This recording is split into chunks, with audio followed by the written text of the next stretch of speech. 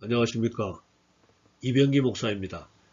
지금부터 성주 산중교회 12월 네 번째 주일 온라인 예배 말씀 부분만 편집해서 방송하겠습니다. 오늘 말씀 나눌 내용의 제목은 동방박사 이야기로 정했습니다.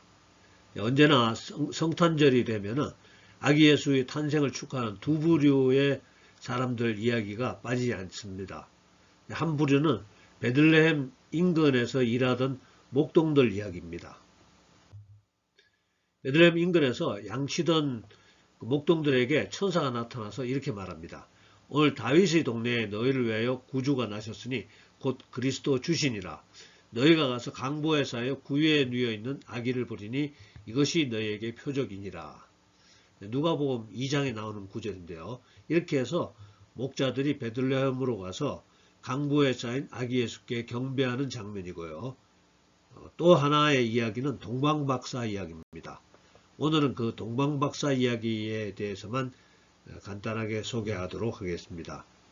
동방박사에 대해서는 마태복음에게만 나오는 이야기입니다. 마태복음 2장 11절로 오늘 본문으로 선택한 말씀인데요. 집에 들어가 아기와 그의 어머니 마리아가 함께 있는 것을 보고 엎드려 아기께 경배하고 보배압을 열어 황금과 유황과 몰약을 예물로 드리니라.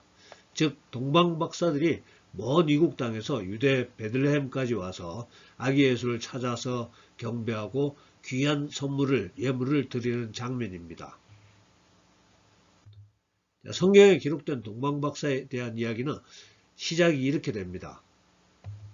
마태복음 2장 1절에서 2절로 헤롯 왕 때에 예수께서 유대 베들레헴에서 나심에 동방으로부터 박사들이 예루살렘에 이르러 말하되 유대인의 왕으로 나시니가 어디 있느냐 우리가 동방에서 그의 별을 보고 그에게 경배하러 왔노라 하니. 자, 여기서 동방이라고 하면은 그저 동쪽 멀리 있는 어떤 이름 모를 나라라고 그냥 생각하면 됩니다. 또한 박사라는 말도 요즘 대학에서 학위를 받는 석사, 박사 그런 박사가 아니고요. 실제로는 점성가, 즉 별을 보고 시대를 분별하는 지혜로운 사람이라고 생각하면 되겠습니다. 영어 성경 킹 제임스 버전에는 와이즈맨, 현명한 사람들로 번역하고 있습니다. 우리는 그냥 무난하게 점성가라고 생각하면 되겠죠. 아무튼 이 점성가들이 먼 이국 땅에서 특별한 별의 이동을 따라서 유대 나라의 수도 예루살렘까지 왔고 그곳에서 최근에 태어난 왕을 찾고 있었던 것입니다. 예루살렘 사람들은 외국 사람들이 찾아와서 유대 왕의 탄생을 경배하러 왔다고 하니까 난리가 났습니다.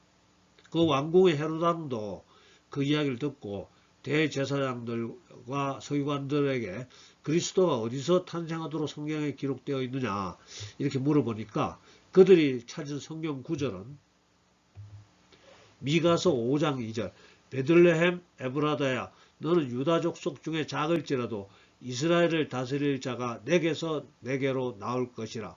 그의 근본은 상고에 영원에 있느니라. 자, 미가 선지자는 이사야 선지자와 비슷한 시기의 인물로 기원전 700년 정도로 보면 됩니다. 자, 대제사장들과 서기관들이 이렇게 성경 구절을 찾아가지고 헤롯 왕에게 보고를 하고 헤롯 왕은 동방박사들에게 베들레헴으로 가보라고 알려줍니다. 근데 헤롯 왕은 동방박사들을 베들레헴으로 보내면서 태어난 아기를 찾으면 돌아가는 길에 자기에게 들려서 아기 예수가 어디 있는지 알려달라고 지시하게 됩니다. 계속되는 성경 이야기는 마태복음 2장 9절에서 10절로 박사들이 왕의 말을 듣고 갈새 동방에서 보던 그 별이 문득 앞서 인도하여 가다가 아기 있는 곳 위에 머물러 서 있는지라 그들이 별을 보고 매우 크게 기뻐하고 기뻐하더라.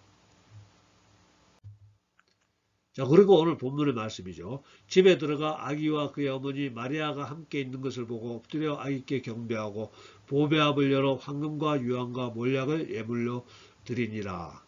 자, 동방박사들은 아기 예수께 경배하고 꿈에 계시를 받아가지고 헤롯 왕에게 되돌아가지 않고 바로 자기들이 고국으로 돌아갑니다. 이후에 계속되는 이야기는 천사가 꿈에 마리아의 남편 요셉에게 나타나서 애굽으로 피하라고 하고 헤롯은 동방박사들이 그냥 돌아갔다는 소식 듣고 화를 내면서 베들레헴 주변의 2살 이하의 아기들을 모두 죽이라고 지시합니다. 애굽으로 도피한 요셉과 마리아 아기 예수는 헤로드 왕이 죽을 때까지 그 애굽에서 살게 됩니다. 그리고 그들은 헤로드 왕이 죽은 다음에 또 천사가 요셉에게 나타나서 이제 갈릴리로 돌아가라 이렇게 지시했고, 그들은 그 말씀대로 갈릴리로 돌아가서 그곳에서 살게 됩니다. 자, 성경에 기록된 동방박사의 이야기는 모두 여기까지입니다. 제가 오늘 동방박사라는 제목을 가지고 많은 자료들을 찾아봤습니다. 많은 이야기들이 있었는데요. 동방박사가 페르시아, 즉 이란 지역에서 왔다. 또 아니면 심지어 중국에서 왔다까지 주장하기도 합니다. 뭐 어느 나라에서 왔든지 그냥 멀리서 왔다 이렇게 생각하면 되고요. 우리는 동방박사라고 하면은 자동적으로 동방박사 3사람이 연상이 되는데요. 실제로 동방박사가 3사람이라는 말은 성경에는 없습니다. 근데 뭐 3사람이라고 생각하더라도 아무 상관은 없고요. 심지어 동방박사의 무덤도 실제로 여러 군데 있습니다. 지금 제가 찾은 자료로는 독일 쾰른 성당에 동방박사 무덤이 하나 있고요. 또 이란, 즉 예전 페르시아 어느 마을에도 무덤이 있습니다. 독일 쾰른 성당에 있는 무덤 속에 있는 유골은 로마 제국 콘스탄틴 대제의 모친 헬레나, 유명한 사람이죠. 헬레나. 그가 이란 지역에서 발굴해가지고 그곳으로 가져왔다고 합니다만은 제 생각에는 좀 아닌 것 같은데요. 남은 나라 일이니까 그냥 넘어가도록 하겠습니다. 또 동방박사에 대한 얘기를 주제로 한 책도, 서적도 여러 권 있습니다. 먼저 다이크라는 사람이 쓴 4번째 동방박사라는 책도 있었고요. 또 바클레이 목사라는 사람이 쓴 마가복음 주석수에도 동방박사에 대한 재미있는 전설 이야기가 나옵니다. 또 에자르트 사퍼가 쓴 넷째 왕의 전설도 있습니다. 오늘은 이 넷째 왕의 전설에 대해서만 간단하게 한번 소개하겠습니다. 자, 주인공은 3분의 동방박사와는 다른 길을 살았는데요. 그렇지만 사랑과 희생으로 참된 그리스도의 삶을 실천한 진정한 사도라고 소개하고 있는 책입니다. 이름이 알타반이라는 4번째 동방박사는 다른 박사들하고 함께 아주 큼지막한 청옥과 루비와 진주를 예물로 가지고 같이 길을 떠났습니다. 이들은 밝고 큰 별을 따라서 도시와 마을을 지나고 황야를 넘고 뜨거운 열기의 사막을 부지런히 건너갔습니다. 자, 그러다가 어느 날 황야의 구덩이 속에서 피 흘리며 누워있는 어린아이를 발견하게 되는데요. 4번째 동방박사만 그 아이를 낙타에 태우고 지나온 마을로 되돌아가가지고요. 마음씨 좋은 부인을 찾아서 아이를 잘 키워달라고 부탁하고 첫 번째 예물이었던 청옥을 내어줍니다. 그리고 앞서간 박사들을 쫓아가던 중에 또 이번에는 어떤 마을에서 장례 행렬을 만나게 되는데요. 굿을 피우는 미망인 여인, 그리고 아이들은 돌아가신 사람의 그 빚 때문에 장례가 끝나면은 가족 모두 노예로 팔려가게 된다는 사연을 듣게 됩니다. 그래서 박사는 2번째 예물인 루비를 또 그 사람들에게 내주고 빚을 갚도록 살도록 그렇게 해주었답니다. 계속해서 4번째 동방박사는 앞서간 박사들하고 이제 별을 찾아서 헤매게 되는데요. 또 그러던 중에 어떤 지역 전쟁이 일어나가지고 그 지역의 군인들이 마을 사람 모두를 처형하려는 장면을 보게 됩니다. 그래서 박사는 남아있는 마지막 예물이었던 진주를 그 군인들에게 주고 마을 사람들의 생명을 구해주게 된다는 겁니다. 이제 예물도 없고 별빛도 잃어버린 상태로 앞서간 동방박사들을 찾아 빈털터리로 세상을 헤매면서 돌아다닙니다. 그러다가 여기저기 힘들고 어려운 사람들 만나게 되면 도와주고 또 도움받고 이렇게 하게 되는데요. 어떤 때는 아주 가난한 가장을 대신해서 노예선에 들어가 노를 젓기까지 하게 됩니다. 이렇게 세월이 어느덧 30년이 흘렀답니다. 그리고 네 번째 동방마사는 어느 도시 언덕에서 다시 자기가 찾고 있던 커다란 별빛을 보게 되는데요. 그렇게 차마 찾아 헤매던 그 별이 가운데 십자가 위에 매달려 있는 분에게서 빛나고 있었답니다. 이 순간 네 번째 박사는 감격에 젖어서 십자가 아래서 무릎을 꿇었고요. 근데 이제는 이분을 위해서 가져온 것이 아무것도 없었죠. 빈손입니다. 자, 부끄러운 마음으로 빈손을 주님 앞에 내밀었습니다. 그러자 그의 손 위에 십자가에서 떨어지는 붉은 피가 세 방울 떨어졌고요. 그 핏방울은 어느 보석보다도 더 빛났다고 합니다. 그리고 이런 소리가 들렸어요. 착하고 복 있는 자여, 그대는 나를 너무 오랫동안 찾아 헤매었구나. 그대는 내가 배고팠을 때 먹을 것을 주었고 목말라 했을 때 마시게 하였고 병들었을 때 돌보아 주었도다. 진정으로 그대에게 말하는데 가장 작은 이에게 한 일이 바로 내게 한 일이니라. 자, 마태복음은 예수님 말씀이죠. 마태복음 25장 40절. 내가 진실로 너희에게 이르노니 너희가 여기 내 형제 중에 지극히 작은 자 하나에게 한 것이 곧 내게 한 것이니라 하시니라. 그리고 그를 영생으로 인도하신다는 것입니다. 제 생각에는 사실 여기서 소개하는 넷째 왕의 전설은 복음 이야기로는 좀 적절하지는 않는 것 같아요. 오히려 착하게 사는 가치를 우선시하는 세상 사람들에게 좋은 교훈을 주는 이야기 같습니다. 또한 카톨릭 분위기에 딱 어울리는 분위기예요. 이야기 들어보니까 이야기 주인공 넷째 왕은 원래 성품 자체가 좋은 분이네요.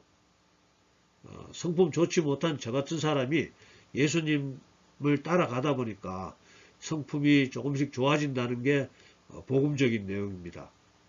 그래서 예수님의 격려와 칭찬을 받는다는 것이 그것이 바로 복음이지만은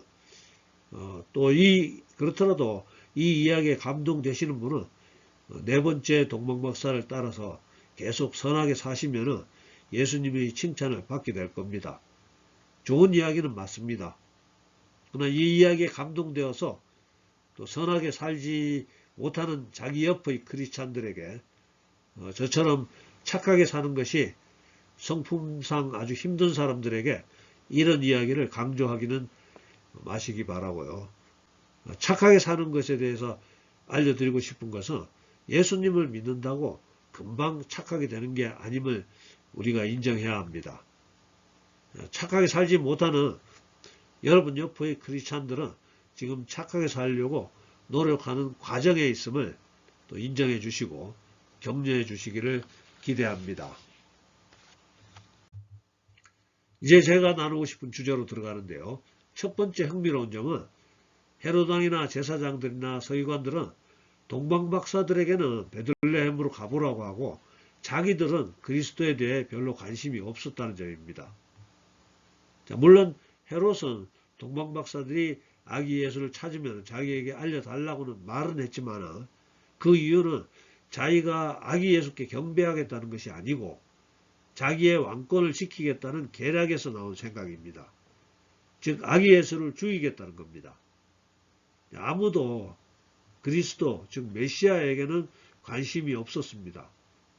참 이상하지 않습니까?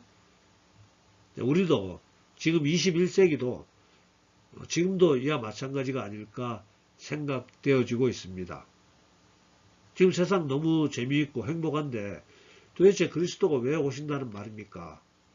이렇게 질문하지 않을까 생각이 듭니다. 참고로 베들레헴에서 예루살렘 남쪽 외곽까지 약 6km, 베들레헴은 예루살렘 남쪽 외곽 약 한 6km 정도 지점이라서 멀지 않는 거리, 지금 차로 한 10분 정도입니다. 그래서 마음만 먹으면 얼마든지 동방박사들하고 함께 메시아가 계신다는 현장으로 가볼 수 있었는데요. 이러한 그들의 무관심하고 무성의한 태도는 유대인의 왕을 보러 동방 페르시아로부터 무려 1500km 이상의 거리를 지나온 동방박사들하고는 크게 대조되죠. 두 번째 주제, 그들이 가지고 온 예물입니다. 많은 설교가들과 학자들이 황금과 유황과 몰약에 여러 가지 의미를 부여합니다. 황금은 왕권을, 유황은 제사장, 또 몰약은 메시아를 의미한다고 합니다. 그렇지만 저는 굳이 선물 하나하나에 그렇게 깊은 의미를 둘 필요는 없는 것 같습니다. 반면에 인류의 메시아 탄생을 축하하는 선물로 당시로서는 아주 귀한 보물, 선물을 준비해서 드리는 그 마음을 우리가 본받아야 하는 게 좋을 것 같습니다. 우리가 예수님 은혜로 하나님의 자녀가 되어서 보호를 받으면서 천국으로의 여정에 들어섰다고 생각합니다. 이렇게 되는 것은 오직 예수님의 은혜로 우리가 하나님께 용납을 받게 되는 것이죠. 그리고 이 말씀을 정말로 믿는 정도가 바로 믿음의 분량이라는 거고요. 아마 동방박사들은 메시아 탄생을 100% 확신을 갖고 먼 곳에서 먼 곳까지로 여행을 한 것이고요. 그러기에 값비싼 선물을 준비해 온 것이 아닌가 이렇게 여겨집니다. 우리들의 믿음은 어떤가요? 동방박사 정도의 믿음은 있으신지 모르겠습니다. 다른 사람들에게 내가 예수 믿는 사람이라고 나타내시는 정도요. 또 11조 헌금하는 정도요. 또 황금과 유황과 몰약 정도는 아니더라도 감사한 마음 정도 가져야 되는 게 아닌가 이렇게 생각이 듭니다. 여러분, 산중계 성도 여러분, 그리고 또 인터넷으로 말씀을 함께 시청하시는 성도 여러분, 복음은 동방박사가 따라온 큰 별보다 더 분명한 실제입니다. 예수님은 분명히 인간의 몸으로 이 땅에 오셨고요. 죽고 부활하시고 승천하셨습니다. 자, 우리도 분명히 이 땅에서 태어났었고요. 분명히 죽을 것이고요. 또 분명히 예수님 만나러 가게 될 것입니다. 오늘 예수님 태어나신 것을 기념하는 날, 우리는 황금과 유황과 몰약 정도는 아니더라도 내가 가지고 있는 귀한 것, 예수님께 드릴 수 있는 정도의 결단은 하실 수 있기를 축복합니다.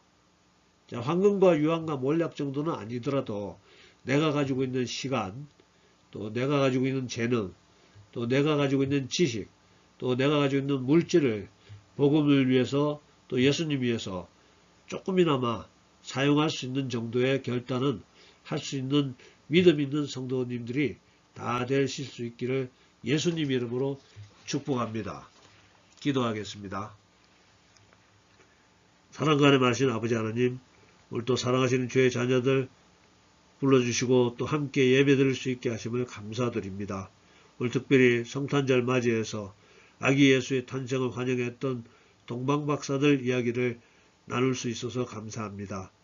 동방박사, 그분들은 메시아를 만나기 위해서 수천 킬로미터의 힘든 여정을 겪었다고 했는데 예수님 믿는다는 우리들은 예수님 만나기 위해서 어떤 희생을 감당했는지 스스로에게 질문하는 시간을 갖게 됩니다. 동방박사 그분들은 메시아가 어떤 분인지도 잘 모르면서 황금과 몰약과 유황이라는 값비싼 예물을 예수님께 드렸다는데 예수님 때문에 구원받은 우리들은 예수님 때문에 하나님 자녀가 되어서 보호받고 하나님 주시는 수많은 축복을 약속받았다는 우리는 예수님을 위해서 무엇을 드렸거나 또 무엇을 했는지 돌아보는 시간을 갖게 됩니다. 오늘 또 주님께 기도합니다. 우리 성주 산중교회 성도님들 또 인터넷으로 말씀 함께 듣는 주의 백성들 주님 성령으로 기름 부어 주시옵소서. 우리 각자 믿음의 분량대로 예수님을 찾아가는 여정을 잘 감당할 수 있게 해주시옵시고 우리 각자 믿음의 분량대로 우리가 가지고 있는 귀한 것들, 황금과 몰약과 유황 같은 것들 예수님께 드릴 수 있는 준비 잘 할 수 있도록 우리를 다스려 주시옵소서.